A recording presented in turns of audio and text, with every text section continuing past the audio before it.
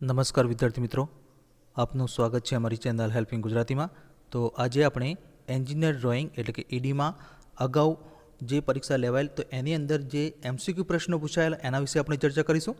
તો આજના વિડીયોમાં 25 જેટલા મોસ્ટ આઈએમપી પ્રશ્નો વિશે આપણે ચર્ચા કરીશું, જે તમારી સીબીટી પરીક્ષા પાસ થવા માટે ખૂબ જ ઉપયોગી થશે। તો આજે પેપર નંબર 1। તો મિત્રો આજે આપણે જુલાઈ 2017ની અંદર જે એન્જિનિયર ડ્રોઈંગમાં જે એમસીક્યુ પ્રશ્નો પૂછેલા એના વિશે આપણે ચર્ચા કરીશું। તો આજે આપણે 25 જેટલા મોસ્ટ આઈએમપી પ્રશ્નો વિશે આપણે ચર્ચા કરીશું અને નેક્સ્ટ વિડીયોમાં બીજા પેપર વિશે આપણે ચર્ચા કરીશું। તો ચાલો શરૂ કરીએ।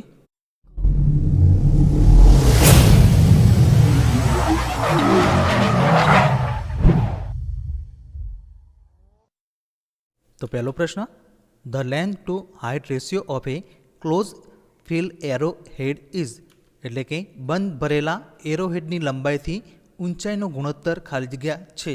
તો ઓપ્શન એ 1:3, બી 3:1, સી 1:2 અને ડી 2:1। તો આનો સાચો જવાબ છે ઓપ્શન નંબર બી 3:1। તો મિત્રો અહીંયા આપણે સમજ માટે એક આકૃતિ પણ લીધેલી છે કે એન્જિનિયરિંગ ડ્રોઈંગમાં જે એરો એટલે એરો જે હોય છે એની જે લંબાઈ હોય છે એ 3 ગણી હોય છે ઊંચાઈ કરતાં, બરાબર। તો અહીંયા સમજ માટે આપણે એક આકૃતિ લીધી છે જેની લંબાઈ 3w છે અને જે ઊંચાઈ છે એ w છે।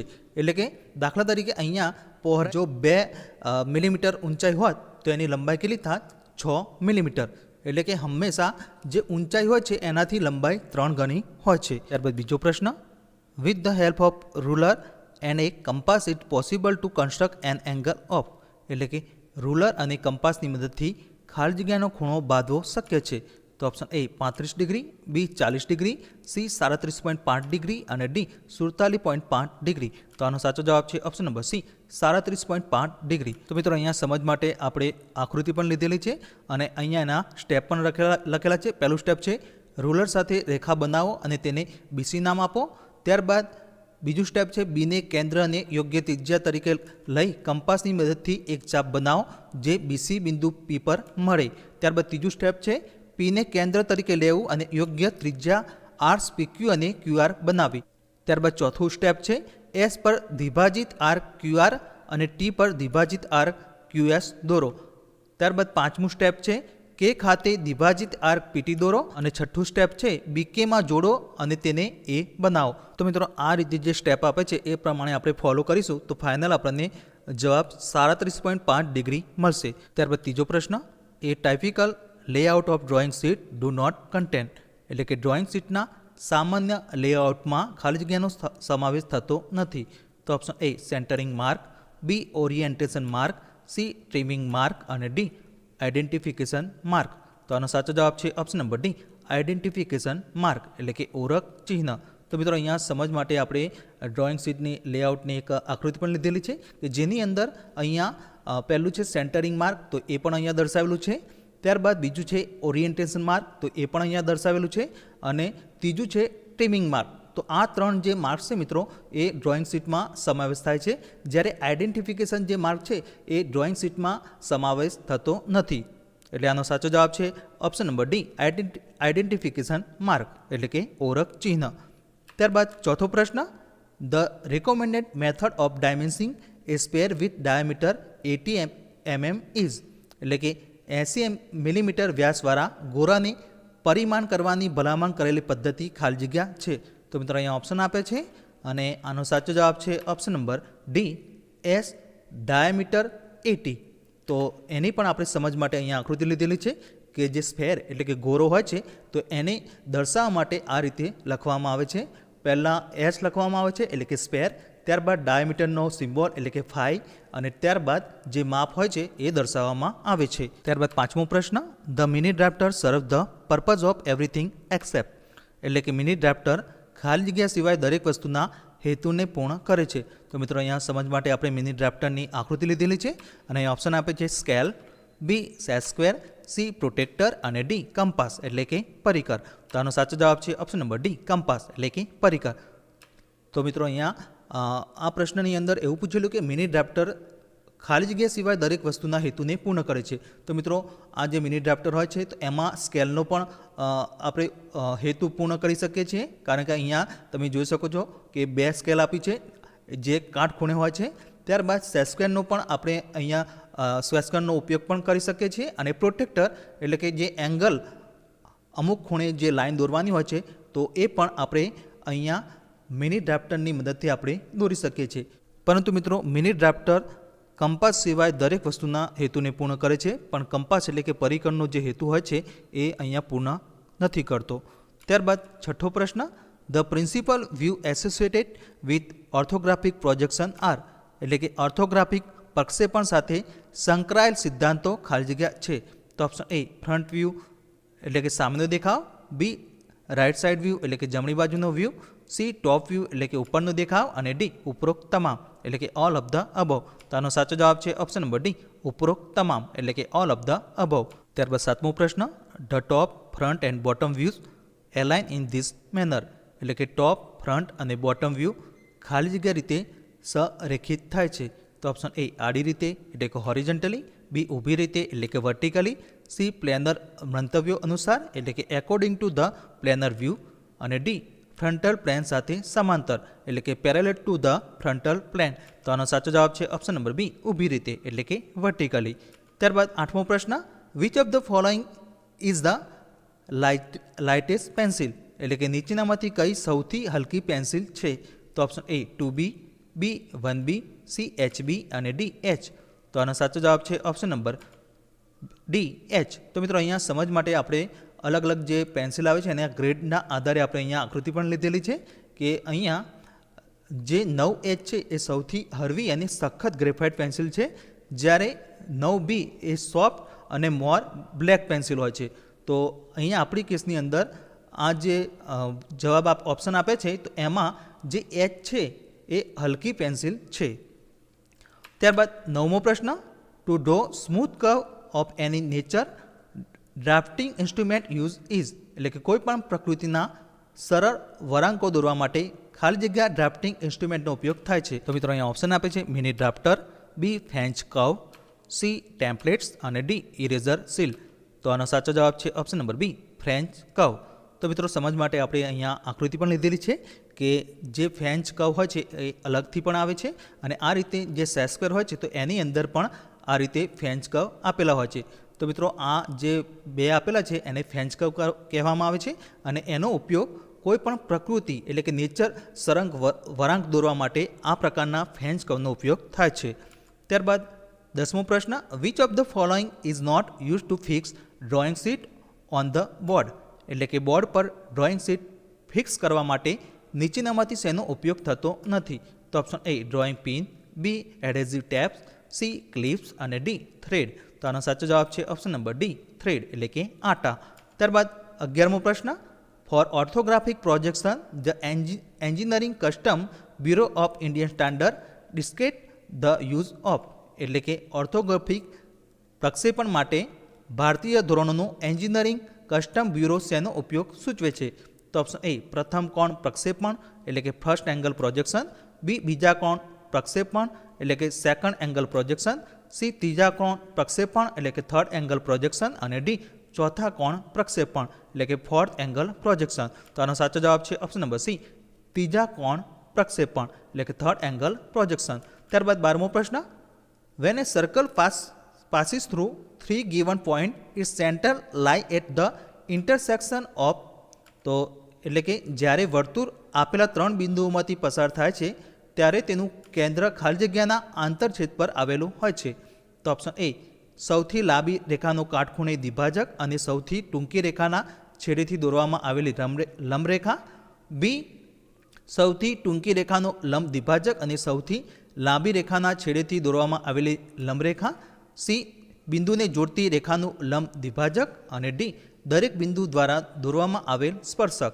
તો આનો સાચો જવાબ છે ઓપ્શન નંબર સી, બિંદુને જોડતી રેખાનું લંબ દ્વિભાજક એટલે કે the perpendicular bisector of the line that connect the point. ત્યારબાદ 13મો પ્રશ્ન, sectional portion is represented by lines, એટલે કે સેક્શનલ ભાગ ખાલી જગ્યા લાઇનનો દ્વારા દર્શાવવામાં આવે છે. તો ઓપ્શન એ થીક લાઇન એટલે કે જાડી line, B dashed line, C hatching lines અને ડી ડોટેડ લાઇન્સ. આનો સાચો જવાબ છે option number C, hatching lines. ત્યારબાદ 14મો પ્રશ્ન, hatching line are draw at an angle of, એટલે કે હેચિંગ લાઇન ખાલી જગ્યાના ખૂણા પર દોરવામાં આવે છે? તો option A 15 degree, B 30 degree, C 45 degree અને ડી 60 ડિગ્રી. તો આનો સાચો જવાબ છે ઓપ્શન નંબર સી 45 ડિગ્રી. તો મિત્રો અહીંયા સમજ માટે આપણે આકૃતિ પણ લીધેલી છે કે જે હેચિંગ લાઇન હોય છે એ જે આડી જે લાઇન હોય છે ત્યાંથી 45 ડિગ્રી દોરવામાં આવે છે અને એ બંને વચ્ચે અંતર છે એ 2.5 mm જેટલું રાખવામાં આવે છે. ત્યારબાદ 15મો પ્રશ્ન, in an isometric sketch of A cube, એટલે કે એક સમઘન આઇસોમેટ્રિક સ્કેચ કરવામાં આવે છે. તો ઓપ્શન એ આગળનો ફેસ તેના સાચા આકારમાં દેખાય છે, બી નીચે આવતી અક્ષો આડી અક્ષથી 45 ડિગ્રી પર હોય છે, સી બધા ફેસ સમાન રીતે વિકૃત હોય છે અને ડી ઊંડાઈ દ્વારા માત્ર અંતર ઘટાડવું જોઈએ. તો આનો સાચો જવાબ છે ઓપ્શન નંબર સી બધા ફેસ સમાન રીતે વિકૃત હોય છે, એટલે કે ઓલ ફેસીસ આર ઇક્વલી ડિસ્ટોરેટ. ત્યારબાદ 16મો પ્રશ્ન, which set of lead grade has a grade out of sequence, એટલે કે લીડ ગ્રેડના કયા સેટમાં ક્રમની બહારનો ગ્રેડ છે? તો option A HHB B3B, B 7B HF3H, C 6B BH4H અને ડી 9H HB BN2B. તો મિત્રો અહીંયા આનો સાચો જવાબ છે ઓપ્શન નંબર બી 7B HF અને 3H. તો મિત્રો સમજ માટે આપણે અહીંયા આકૃતિ પણ લીધેલી છે કે આ જે ઓપ્શન આપેલા છે તો એની અંદર જે બી નંબરનો ઓપ્શન છે 7B HF અને 3H તો એ સિક્વન્સમાં નથી. તો મિત્રો અહીંયા જે આપણે ગ્રેડ અહીંયા દર્શાવેલા છે તો એમાં અહીંયા 7B, તો 7B એટલે કે જમણી બાજુથી ત્રીજા નંબરનું એટલે કે 7B અહીંયા આપેલું છે. ત્યારબાદ H એટલે કે અહીંયા છે. ત્યારબાદ F એટલે કે એ પાછું Hની જમણી બાજુ છે, બરાબર, એટલે કે સિક્વન્સમાં આવતું નથી. અને 3H છે એ પણ ડાબી બાજુ છે, બરાબર, એટલે કે જે સિક્વન્સ જળવાવો જોઈએ એ અહીંયા જળવાતો નથી. એટલે બીજા નંબરનો ઓપ્શનમાં જે 7B HF અને 3H આપે છે એ સિક્વન્સમાં નથી. ત્યારબાદ 17મો પ્રશ્ન, what is the standard size of title block is, એટલે કે ટાઇટલ બ્લોકનું પ્રમાણભૂત સાઇઝ શું છે? તો option A 170 mm by 65 mm, B 180 mm by 80 mm, C 200 mm by 100 mm અને ડી 250 mm બાય 120 mm. તો આનો સાચો જવાબ છે option number A 170 mm by 65 mm. તો એની સમજ માટે આપણે અહીંયા આકૃતિ પણ લીધેલી છે કે ટાઇટલ બ્લોકનું જે સ્ટાન્ડર્ડ માપ હોય છે એની લંબાઈ 170 mm અને જે ઊંચાઈ હોય છે એ 65 mm હોય છે. ત્યારબાદ 18મો પ્રશ્ન, the smallest drawing sheet is designed by, એટલે કે સૌથી નાની ડ્રોઈંગ શીટ ખાલી જગ્યા દ્વારા ડિઝાઇન કરવામાં આવી છે. તો ઓપ્શન એ A0, બી A3, સી A2 અને ડી A4. તો આનો સાચો જવાબ છે ઓપ્શન નંબર ડી A4. તો મિત્રો અહીંયા અલગ અલગ પ્રકારની જે શીટની સાઇઝ છે A0, A1, A2, A3, A4, A5 અને A6 તો એ આપણે અહીંયા લીધેલી છે. અને અહીંયા આપણે એની જે બાજુનું જે માપ હોય છે લંબાઈ અને પહોળાઈ એ પણ અહીંયા દર્શાવી છે. તો મિત્રો અહીંયા જે ઓપ્શન આપે છે A0, A3, A2 અને A4 તો એમાં સૌથી નાની જે શીટ છે A4 છે જેની સાઇઝ છે 210 બાય 297 mm. ત્યારબાદ 19મો પ્રશ્ન, superimpose dimensioning is simplified method of, એટલે કે સુપર ઇમ્પોઝ ડાયમેન્સિંગ ખાલી જગ્યાની એક સરળ પદ્ધતિ છે. તો option A chain dimensioning, B parallel dimensioning એટલે કે સમાંતર પરિમાણ, સી કમ્બાઇન્ડ ડાયમેન્સિંગ અને ડી ટ્યુબ્યુલર ડાયમેન્સિંગ. તો આનો સાચો જવાબ છે ઓપ્શન નંબર બી પેરેલલ ડાયમેન્સિંગ. તો મિત્રો અહીંયા આપણે આકૃતિ પણ લીધેલી છે કે પેરેલલ ડાયમેન્સિંગ જે હોય છે એ જે માપ હોય છે આ રીતે દર્શાવવામાં આવે છે. એટલે કે અહીંયા 15 mm જે દર્શાવ્યું છે તો એની સમાંતર જ જે ડાયમેન્શન લાઇન જે દોરવામાં આવે છે એની સમાંતર દોરવામાં આવે છે. તો અહીંયા બીજા નંબરનું જે માપ આપવામાં આવ્યું છે 30 mm એ જે 15 mmની જે ડાયમેન્શન લાઇન છે તો એની સમાંતર અહીંયા બતાવેલું છે. અને એ જ પ્રમાણે આ ટોટલ લંબાઈ છે 45 mm તો એ પણ આ જે 15 mm અને 30 mmની જે ડાયમેન્શન લાઇન બતાવવામાં આવી છે તો એને સમાંતર એટલે કે પેરેલલ અહીંયા દોરેલી છે, એટલા માટે આને પેરેલલ ડાયમેન્સિંગ કહેવામાં આવે છે. ત્યારબાદ 20મો પ્રશ્ન, when first visible outline, second hidden outline, third projection line and fourth centre line overlap the recommended sequence of priority is, એટલે કે જ્યારે એક દ્રશ્યમાન રૂપરેખા, બી છુપાયેલી રૂપરેખા, 3 પ્રક્ષેપણ રેખાઓ અને 4 કેન્દ્ર રેખાઓ ઓવરલેપ થાય છે ત્યારે અગ્રતાનો ભલામણ કરેલ ક્રમ ખાલી જગ્યા છે. તો મિત્રો અહીંયા સિક્વન્સમાં ક્રમ ગોઠવવાનો છે, તો અહીંયા ઓપ્શન આપે છે અને આનો સાચો જવાબ છે ઓપ્શન નંબર બી 1, 2, 4 અને 3. એટલે કે પહેલું આવશે વિઝિબલ આઉટલાઇન આવશે, ત્યારબાદ બીજા નંબરની હિડન આઉટલાઇન આવશે, ત્યારબાદ જે ચોથા નંબરની જે સેન્ટર લાઇન છે એ સિક્વન્સમાં આવશે અને લાસ્ટમાં પ્રોજેક્શન લાઇન આવશે. તો મિત્રો અહીંયા આપણે જે સ્ટાન્ડર્ડ જે સિક્વન્સ હોય છે પ્રાયોરિટી પ્રમાણે, તો એ પણ આપણે અહીંયા બતાવેલું છે કે પહેલી જે છે એ વિઝિબલ આઉટલાઇન અને એજીસ આવે, ત્યારબાદ હિડન આઉટલાઇન અને એજીસ આવે, ત્યારબાદ આપણે કેસની અંદર પ્રોજેક્શન લાઇન છે તો એ લાસ્ટમાં છઠ્ઠા નંબરમાં છે, એટલે એ અહીંયા પ્રશ્નની અંદર ત્રીજા ક્રમમાં છે એટલે લાસ્ટમાં આવશે. અને એને પહેલાં જે સેન્ટર લાઇન આવે છે ચોથા નંબરની, તો એ ત્રીજા ક્રમમાં આવશે. એટલે કે આ જે સિક્વન્સ છે 1, 2, 4 અને 3, એટલે કે પહેલી વિઝિબલ આઉટલાઇન, ત્યારબાદ હિડન આઉટલાઇન અને ત્યારબાદ સેન્ટર લાઇન અને લાસ્ટમાં પ્રોજેક્શન લાઇન આવશે. ત્યારબાદ 21મો પ્રશ્ન, which type of line is thin and light? એટલે કે કયા પ્રકારની રેખા પાતળી અને હલકી છે? તો option A visible line, B center line, C construction line અને ડી ઉપરોક્ત તમામ, એટલે કે ઓલ ઓફ ધ અબોવ. તો આનો સાચો જવાબ છે option number C construction line. તો મિત્રો અહીંયા આપણે સમજ માટે આકૃતિ પણ લીધેલી છે કે કન્સ્ટ્રક્શન લાઇન જે હોય છે એ રેખા પાતળી અને એકદમ હલકી હોય છે. ત્યારબાદ 22મો પ્રશ્ન, some of the common term use to describe technical drawing include? એટલે કે ટેકનિકલ ડ્રોઈંગનું વર્ણન કરવા માટે વપરાતા કેટલાક સામાન્ય શબ્દોનો સમાવેશ થાય છે? તો option A drafting, B engineering graphics, C engineering drawing અને ડી ઉપરોક્ત તમામ, એટલે કે ઓલ ઓફ ધ અબોવ. તો આનો સાચો જવાબ છે ઓપ્શન નંબર ડી ઉપરોક્ત તમામ, એટલે કે ઓલ ઓફ ધ અબોવ. ત્યારબાદ 23મો પ્રશ્ન, which of the following purpose is not served by divider? એટલે કે નીચેનામાંથી કયો હેતુ ડિવાઈડર એટલે કે પરિકર દ્વારા પૂરો થતો નથી? તો ઓપ્શન એ રેખાઓ અથવા વળાંકોને સંખ્યાબંધ સમાન ભાગોમાં વિભાજિત કરવા, બી ડ્રોઈંગના એક ભાગથી બીજા ભાગમાં માપને સ્થાનાંતરિત કરવા એટલે કે ટ્રાન્સફર કરવા, સી ફૂલ સાઇઝ ઘટાડેલી સાઇઝ અથવા મોટી કરેલ સાઇઝનું ચિત્ર બનાવવા અને ડી ડ્રોઈંગ પર સમાન અંતરની શ્રેણી બંધ કરવા. તો આનો સાચો જવાબ છે option number C full size ઘટાડેલી સાઇઝ અથવા મોટી કરેલ સાઇઝનું ચિત્ર બનાવવા, એટલે કે make full size, reduce size or enlarge size drawing. ત્યારબાદ 24મો પ્રશ્ન, ઇન આઇસોમેટ્રિક ડ્રોઈંગ્સ? એટલે કે આઇસોમેટ્રિક ડ્રોઈંગમાં તો અહીંયા ઓપ્શન આપે છે બે અક્ષો લંબરૂપ એટલે કે કાટખૂણે હોય છે, બી સાચું માપ માત્ર આઇસોમેટ્રિક અક્ષોની સાથે અથવા સમાંતર કરી શકાય છે, સી તમામ ફેસ અસમાન રીતે વિકૃત હોય છે અને ડી ઉપરોક્તમાંથી એક પણ નહીં, એટલે કે નોન ઓફ ધ અબોવ. તો આનો સાચો જવાબ છે ઓપ્શન નંબર બી સાચું માપ માત્ર આઇસોમેટ્રિક અક્ષોની સાથે અથવા સમાંતર કરી શકાય છે, એટલે કે true measurement can be made only along or parallel to the isometric axis. ત્યારબાદ 25મો પ્રશ્ન, which of the following publication made by bureau of Indian standard include standard technique for line conversion and lettering in detail? એટલે કે bureau of Indian standard દ્વારા કરવામાં આવેલ નીચેનામાંથી કયા પ્રકાશનમાં પંક્તિ સંમેલનો અને વિગતોમાં લેટરિંગ માટે ધોરણોની તકનીકી એટલે કે ટેકનિકનો સમાવેશ થાય છે? તો option A SP 46, B BIS 9609, C ASME Y 14.2M અને ડી ISO 2009.